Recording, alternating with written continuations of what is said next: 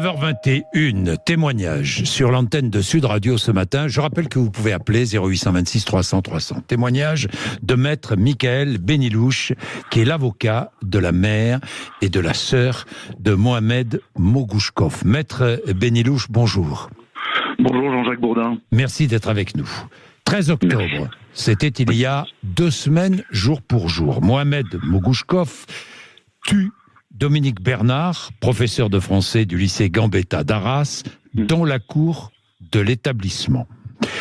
Il blesse 3 autres personnes, attentat islamiste. Le jeune homme, Mohamed Mogouchkov, de nationalité russe, originaire d'Ingouchi, était fiché pour radicalisation. Vous êtes l'avocat de la mère et de la sœur de Mohamed Mogouchkov. Les mots de la mère et de la sœur de Mohamed Mogouchkov sont sans équivoque. Elles décrivent un acte d'horreur. C'est bien clair, maître. Ah, c'est extrêmement clair. Elles ne sont absolument pas solidaires de leur fils d'une part, de leur frère d'autre part. Elles se distinguent de ces actes. Ce sont des actes d'horreur auxquels elles ne s'identifient nullement.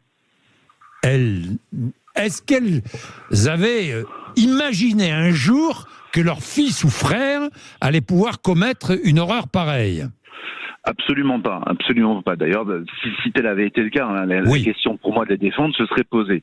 Mais là, absolument pas. Là, c'est une femme et une sœur qui sont blessées, douloureusement blessées. Hein. Je parle moralement, qui ont peur et qui surtout ici ont envie de reconstruire une vie, enfin d'avoir une vie plutôt, ce qu'elles n'ont pas pu avoir jusqu'à présent.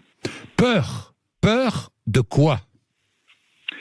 Elles ont peur déjà qu'on fasse alors la peur la plus mineure, c'est qu'on fasse un amalgame entre elles et leurs frères et fils. Elles ont peur aussi de ne pas récupérer la petite fille de 8 ans. La semaine prochaine, on a une audience et voilà, la difficulté, c'est qu'elles ne récupèrent pas cette petite sœur-là parce qu'il y aurait ce risque de radicalisation. Et puis dans ce dossier-là, on est quand même sur un dossier terroriste extrêmement grave. On a peur parce que l'instruction est en cours et que si cet acte a des ramifications à l'étranger, par exemple du côté de la famille du père, si tel est le cas, il y a quand même un risque d'exfiltration de ces 2 jeunes femmes à l'extérieur de France. Là, on est vraiment sur un moment qui est décisif pour elles. C'est pour ça qu'elles ont envie de s'exprimer, maître. D'ailleurs, j'aimerais beaucoup que la sœur de Mohamed Mogouchkov parle et s'exprime et nous dise ce qu'elle vit, ce qu'elle a vécu, parce que c'est ce qu'elle a vécu, ce qu'elle vit et ce qu'elle voudrait vivre. Vous comprenez ce que je veux dire? Oui, tout à fait. Non, mais moi aussi, je pousse tout à fait à ce qu'elles puissent s'exprimer. Ça ne pourrait que servir leurs intérêts.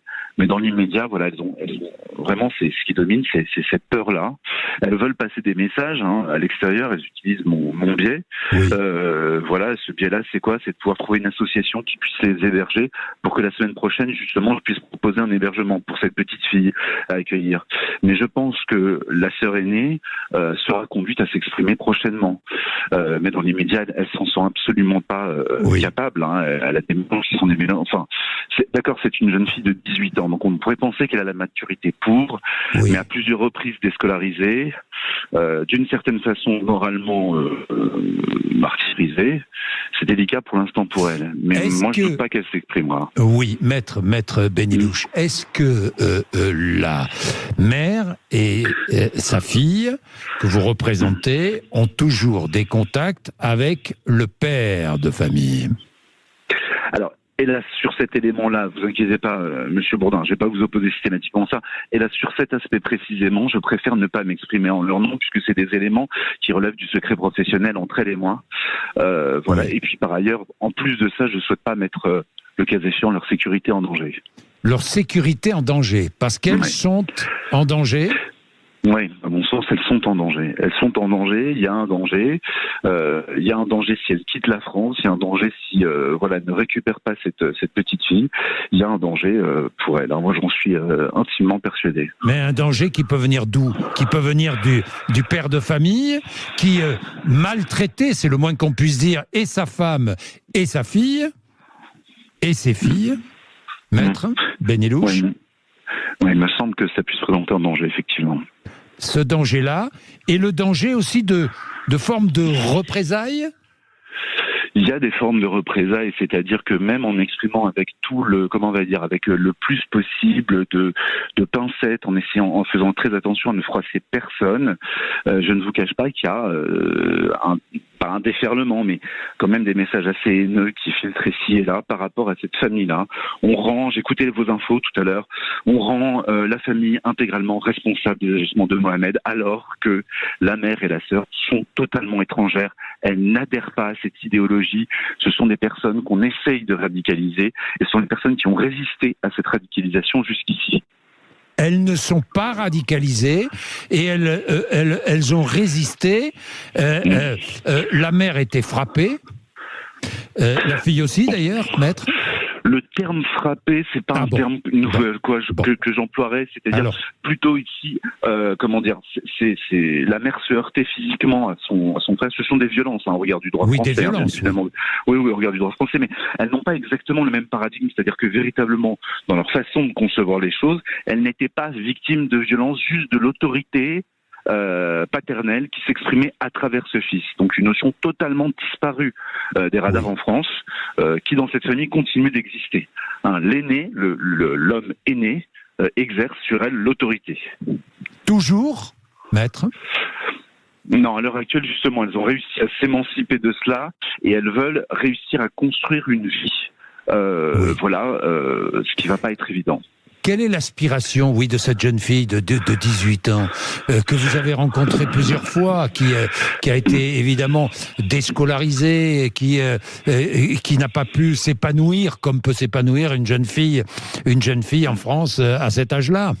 Tout à fait. On l'a voilée on a insisté fortement pour qu'elle se voile dès l'âge de 11 ans, déscolarisée à 3 reprises. Eh bien, la seule chose qu'elle exprime à l'âge de 18 ans, c'est de pouvoir passer son brevet des collèges. C'est tout. Elle a envie de passer son brevet des collèges et ensuite de quitter tout cela, tout cet univers familial effroyable. Exactement. Alors de temps en temps, moi je lui parle de certains éléments. Je lui dis par exemple, comme elle a une bonne connaissance des langues slaves, qu'elle fait des démarches pour sa mère, pourquoi pas devenir interprète, pourquoi pas travailler auprès des services sociaux et ainsi de suite. Elles ont une expérience à partager. Je suis totalement d'accord avec vous, Monsieur Bourdin. C'est-à-dire que ce sont des femmes qui devraient parler justement pour lutter contre cette radicalisation et contre également les violences intrafamiliales. Bien sûr, parce que leur témoignage est essentiel. Évidemment, maître. Tout à fait. Il est essentiel, ça permet à d'autres d'ouvrir les yeux peut-être, ça permet, essentiel. Est-ce qu'elles ont eu un rapport avec la famille du professeur assassiné ? Elles n'ont pas eu de rapport avec la famille du professeur assassiné, si ce n'est que par mon biais, elles ont exprimé leur plus profond regret, des excuses également, et que si à un moment donné, il a pu paraître ici ou là qu'elles estimaient être les victimes premières de ces infractions, c'est pas les victimes premières, il s'agissait simplement de dire qu'elles avaient été victimes des premiers agissements, sont des victimes qui sont collatérales, et bien évidemment, elles partagent la douleur de la famille. Merci beaucoup, maître Benelouche. Merci vraiment. Merci, Bourdin. Merci vraiment.